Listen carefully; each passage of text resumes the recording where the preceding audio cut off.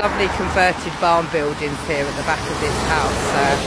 I think they have been converted from original farm barns that were here, and they've now been converted into living spaces, but absolutely beautiful. I like it when properties are given a new lease of life, but the old kind of old-fashioned features are still retained.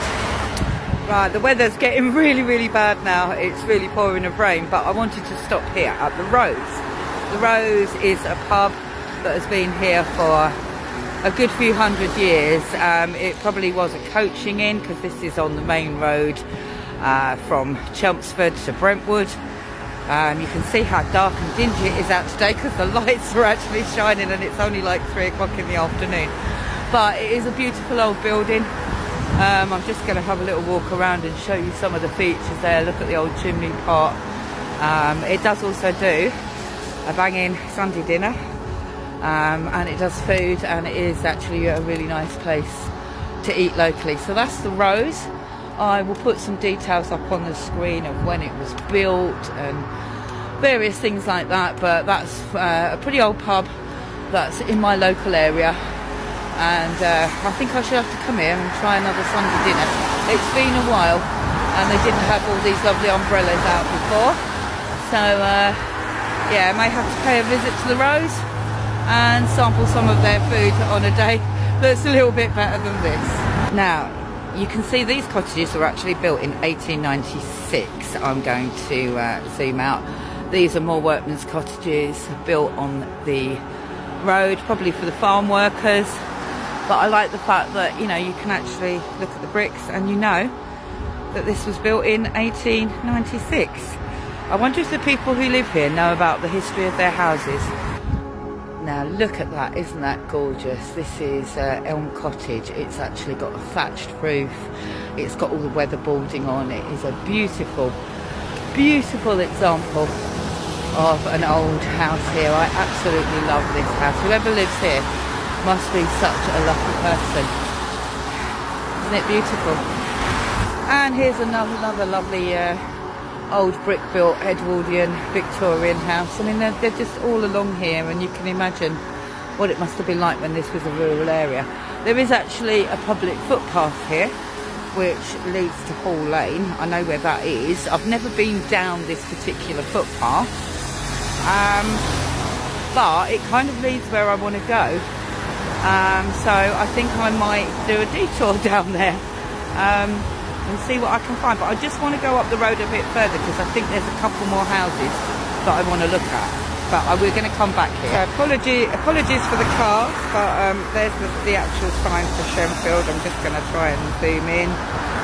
So it means we're actually in Shenfield now, and that's our official town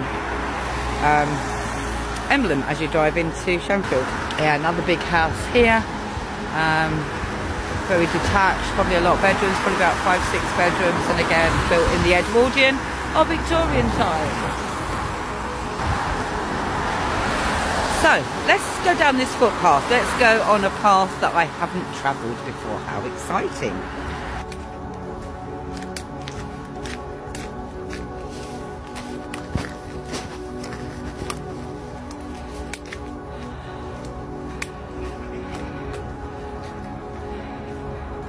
Right, I've got to go through this little gate then, and come round here, and oh, this is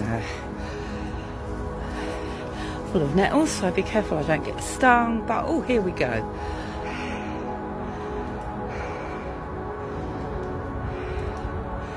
So you can see how rural this area used to be in the past, in history. Oh yeah, I am soaking wet. I do look like a drowned cat, but look, yeah, I'm out in the countryside here. I've literally walked through my council estate, and you know, here I am, and yeah, I can kind of just imagine what it must have been like to be living here in Shenfield and being, you know, a Victorian farm worker working on these fields. I love just stepping back into history, and it's amazing that, you know, now this area is quite built up and it's home to a lot of commuters. But in the 18 and 1900s, it was just home to farm workers and wealthy landowners, like Mr. Alexander, who the road name was named after.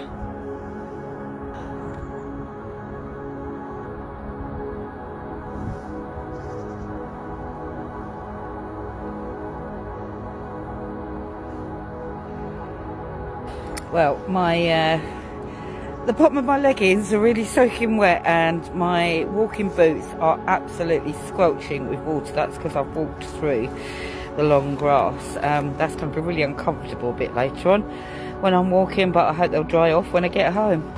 So as you can see, I'm now approaching these little gates which say 30 miles an hour and Shenfield.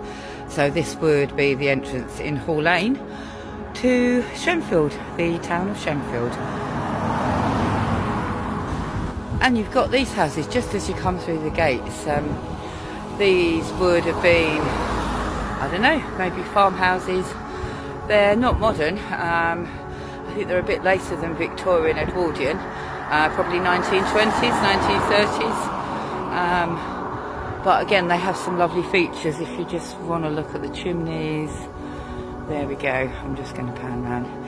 But yeah, funny how these two houses are just sort of dotted there, just past the Shenfield gates in this very windy little country lane with no paths. Oh, it is actually 4 houses, I didn't realise.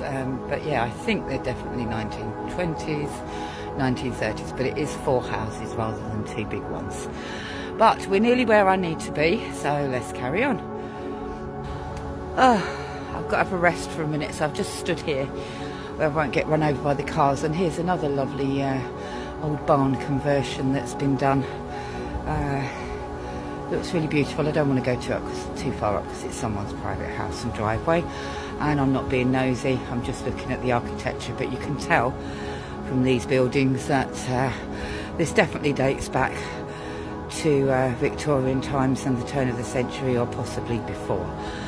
So I'm just going to get my breath back, and then we're going to walk a bit further. But you can see, I want to find out what these S-shaped markings are on walls. I wonder if any of my TikTok friends can tell me. But this is definitely a barn.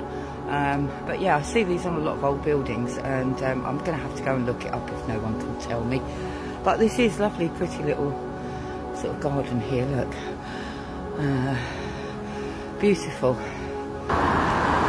So this is the butterfly meadow that belongs to St Mary's Church. It's a beautiful little nature reserve which is maintained by volunteers, and I often come here and have my lunch. I've brought my grandson here when he was a baby. It is looking a bit overgrown at the moment, but I will come here on another walk one day and show you. You can see lots of nature, lots of wildlife.